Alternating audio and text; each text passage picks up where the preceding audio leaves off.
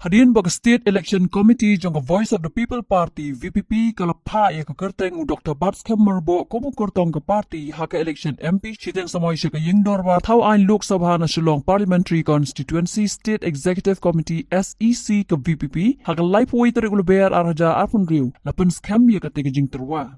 Kat kom ke kerwa ke bala pa laong baka party kalau shim ya kani kerai hadirin ke jiyam merjung mut lang jong borok hidukot ke State Executive Committee. Kumta ke party sasisian ke kerpat ya borok hidukot ki nong kersan bat ki nong shong snong ke jela bakin nang beteng ban ai ke jing kersan baka jing trai lang jong ki kenang baka party kan yok biang ya ke jing job.